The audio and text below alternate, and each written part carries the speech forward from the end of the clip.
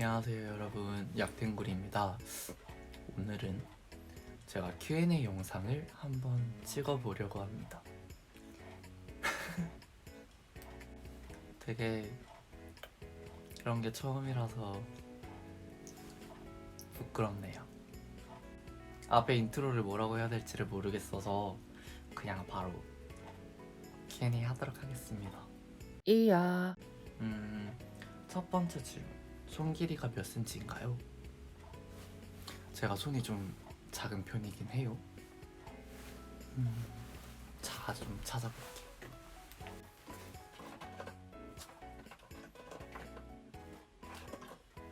제가 자가 없네요.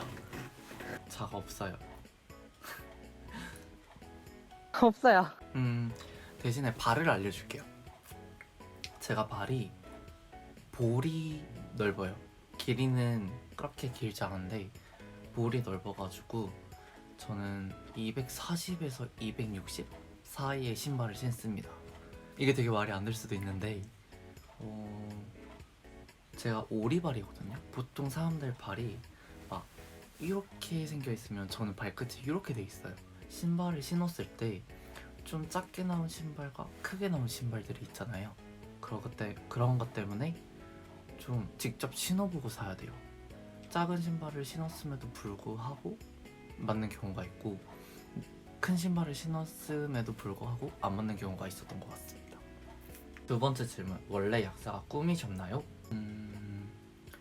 원래 처음부터 명확하게 약사가 돼야 되겠다라는 생각보다는 그냥 생명에 관련된 직업에 종사하고 싶다라는 생각은 있었던 것 같아요.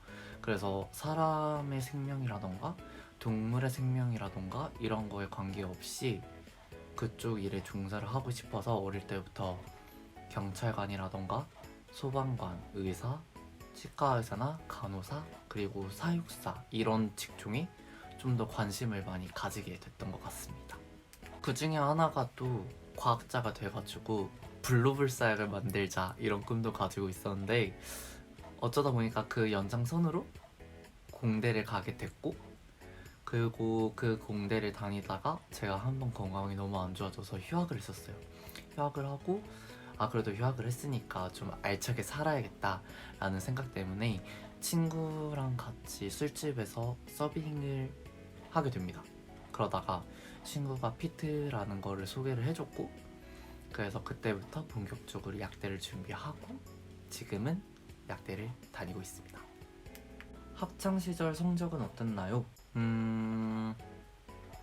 제가 핑계를 대자면 3학년 2학기 때 저는 입학사정관제를 준비를 했어요. 입학사정관제를 준비를 하다 보니까 자소서도 써야 되고 여러 가지 서류들도 준비를 해야 되고, 그리고 자소서도 한 번 쓰는 게 아니라 거의 막 몇십 번 이렇게 첨삭 받으면서 바꿔야 되고 하다 보니까 공부할 시간이 확실하게 줄어들긴 했죠. 그리고 당시에는 현역으로 대학을 갈 거라는 게 너무나도 스스로 확신했기 때문에 3학년 2학기 내신은 거의 필요가 없었어요. 그래서 3학년 2학기를 제외한 평균 성적은 졸업할 때 1.2에서 1.5 사이 정도였던 것 같습니다. 내신 등급이. 그래서 딱 한 번 빼고는 전부 다 전교 4등 안에 들었었습니다. 이야. 약사 하시면 병원, 제약회사, 약국 등 어디서 일하실 건가요? 제가 올해가 실습연도예요. 그래서 병원, 약국, 제약공장, 그리고 실험실, 그리고 원하면 제약회사로 인턴으로 할 수 있고, 그리고 공공기관 이렇게 되게 여러 군데 실습을 하게 되는데, 물론 실습을 하면서 선호도가 바뀔 수는 있다고 생각을 해요. 근데 지금 당장은 제가 저희 집에 경제적으로 좀 보태야 하는 상황이기 때문에 아마 졸업하면은 약국에서 일을 하지 않을까. 그런데 지금 병원에서 실습을 하고 있단 말이에요. 근데 병원에서 실습을 하고 있는데 병원에서 되게 항암제, 그리고 향정신성 의약품 등 평상시 그냥 약국에서 우리가 접해볼 수 없는 약들을 되게 많이 다뤄보게 돼요. 그러다 보니까 그런 거를 하나하나 직접 공부하는 것도 너무 재밌어서 약국을 하면서 뭐 나이트 근무로 병원에서 일을 하던가 라는 식으로 하지 않을까 싶습니다. 5번째 질문, 몇 살인가요? 올해 28살입니다. 늙었어. 무엇을 공부하나요? 저는 현재 가천대학교에서 약학을 전공하고 있습니다. 이야. 시험 기간에 먹으면 집중되는 약이 있나요? 미국에서는 리탈린이라고 해서 ADHD 환자들이 먹는 약이 있는데 그 약을 일반인이 먹게 돼도 그 집중력 향상이 엄청나게 차이가 난다고 하더라고요. 그래서 암거래로 학생들끼리 몰래 이렇게 주고받고 먹는 약이 있다고는 들었는데 결국에는 이것도 오남용이니까 굳이 약의 힘을 빌려서 공부를 해야 하나 싶기도 하고 아마 여러분들은 굳이 그 약의 힘이 없어도 충분히 잘하고 있고 앞으로도 잘할 거라고 믿습니다. 집중에 도움이 되는 약은 없지만 제가 집중력이 떨어지거나 집중이 안 될 때 하는 행동이 있다면 더울 때는 좀 문제가 되는데 날이 추운 겨울이거나 이럴 때는 산책을 좀 해요. 아니면 창문을 열어놓고 찬바람을 쐭니다. 그러면 잠이 깨면서 좀 공부가 잘 되기도 해요. 그리고 커피를 한두 잔 마시는 것도 저는 도움이 되고 저는 막 여러분들이랑 ASMR 틀어놓고 공부를 하잖아요. 근데 저는 공부에 집중이 안 된다 싶으면 그냥 핸드폰에 이어폰을 연결한 다음에 저는 좀 신나는 음악을 들어요. 댄스 동아리도 하고 하다 보니까 좀 신나고 흥겨운 노래를 들으면 잠이 좀 저절로 깨는 경향성이 있어서 EDM이라던가 빠른 비트의 음악, 댄스곡 이런 것들을 들으면서 공부하는 걸 되게 좋아합니다. 그리고 이거는 지극히 저만의 방법이긴 한데 위험한 방법이기도 해요. 저는 그날 공부가 안 되면 그냥 공부를 아예 접어요. 그날 접어버리고 제대로 놀아요. 제대로 놀고 그 밀린 거를 다음날 꼭 해요. 나가서 막 술을 막 마시고 이렇게 노는 것보다는 공포 영화처럼 딱 자극적이라서 잠이 깨는 그런 영화를 본다던가 그런 것 같습니다. 약국 가면 약대생인 거 밝히나요? 굳이? 약대생 DC가 있는 것도 아니고 그렇죠. 9번째 질문, 자기 스스로 처방도 내리나요? 이제 우리나라는 의약 분업이 되게 확실하게 되어 있는 나라예요. 그렇기 때문에 처방은 의사만 할 수 있습니다. 의사만 할 수 있고 약사는 약을 처방을 하지 못해요. 저 같은 경우도 아프면 병원에 가서 의사 선생님께 진단을 받고 약을 처방받은 다음에 그 처방전을 가지고 약사님께 조제를 받습니다. 그리고 여러분들이 아셔야 되는 게 아예 공부하는 게 의대와 약대는 완전히 달라요. 의대 같은 경우에는 이 환자의 증상을 딱 보고 어떤 병이다 라고 진단을 하는 과정에 대해서 공부를 하는데 약대에 오시게 되면은 정말로 약에 대한 전문적인 지식을 배워요. 이 약의 화학 구조라던가 이 약의 유기화학적 합성법이라던가 뭐 제형, 부작용, 효능 효과 이런 거에 대해서 배우기 때문에 약사가 돼서라도 스스로에게 진단을 내리기에는 어려움이 있지 않을까 싶습니다. 이야. 10번째 질문, 올해 목표가 무엇인가요? 아까도 말씀드렸는데 저는 올해가 실습연도예요. 그러다 보니까 그 실습들을 모두 다 무사히 잘 마치기를 바라고 이제 내년에 되면 졸업을 하기 때문에 여러 가지 졸업 요건들이 있어요. 올해 토익 점수도 만족을 했으면 좋겠고 제가 장학금을 받기 위해서 연구실에서 일을 하고 있는데 마무리 단계가 학교에 가서 발표를 하거나 아니면 논문을 써야 돼요. 그래서 지금 제가 그동안 연구했던 결과들로 논문을 쓰고 있는데 그 논문도 제대로 잘 마무리가 되기를 바라고 그리고 올해는 좀 개인적인 목표인데 한번 몸을 만들어 보고 싶습니다. 어떻게 공부를 하고 그리고 미루지 않을 수 있나요?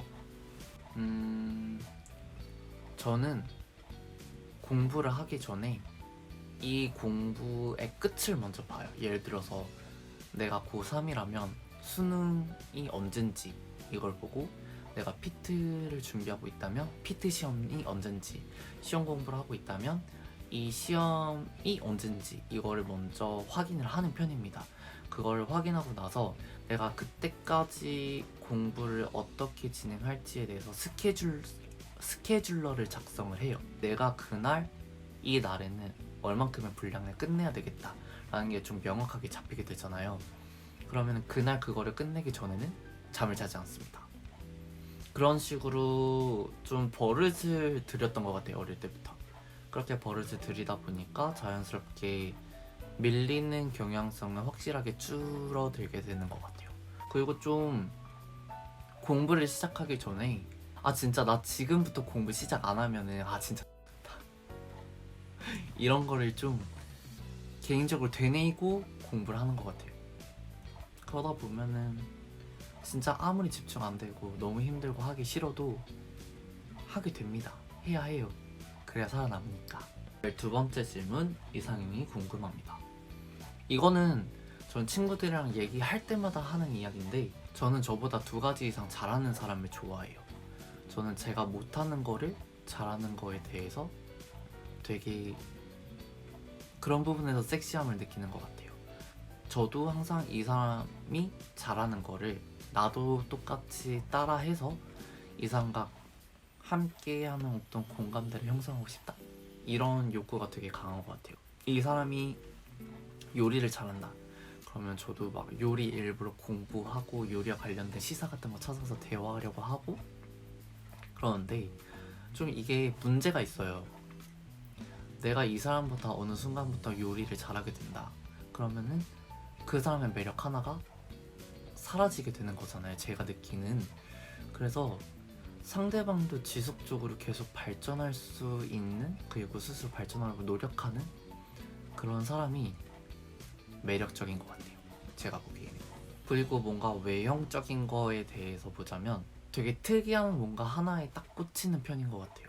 예를 들어서 홍채 색깔이라던가 입꼬리라던가 점의 위치라던가 아니면 웃는 얼굴이라던가 좀 특정한 하나에 꽂혀서 거기서 못 헤어나오는. 어렵나요? 이야. 13번째 질문, 구독자 2,000명 공약 없나요? 항상 되게 감사드린다는 마음을 가지고 있고, 그래서 여러분들께, 물론 제가 컨텐츠를 만드는 거지만 여러분에게 조금이라도 도움이 되는 컨텐츠를 만들면 좋겠다 라는 생각을 계속 가지고 있는데, 구독자분들이랑 같이 카톡방 하나가 있는데 거기서 그 친구들이 얘기를 해준 게, 이제부터 그 구독자 이벤트로 뭔가를 선물해주거나 하면은 계정이 정지된다라는 기사를 알려줬거든요. 그래서 다른 분들은 어떻게 하는지를 한번 좀 저도 공부를 해보고 구독자 이벤트를 한번 준비를 해보도록 하겠습니다. 여러분 감사합니다. 편집이 점점 좋아지는 것 같은데 편집은 직접 하시나요? 네, 제가 직접 하고 있습니다. 진짜 처음에도 너무 힘들었는데 이게 뭔가 하고 하면 할수록 끝이 없는 게 영상 편집의 영역인 것 같아요. 원래 태생부터 노잼인 사람이라서 뭔가 다른 영상들 보면서 이거 재밌다, 이거 나중에 나도 따라해야지 막 이렇게 생각을 하는데, 근데 막상 제가 하면은 뭔가 재미없는 것 같고 그래가지고 어렵네요. 돈만 많아서도 센스 넘치는 분께 제가 같이 하자고 이렇게 꼬드겼을 텐데 그러지 못하니까 뭐 어쩌겠어요. 앞으로도 더 열심히 공부해서 영상 편집의 퀄리티를 한번 더 높여보도록 하겠습니다. 본인도 잘생긴 거 아시나요? 저 얼굴 고치고 싶은 데 많아요. 광대, 턱, 코, 입꼬리. 감사합니다.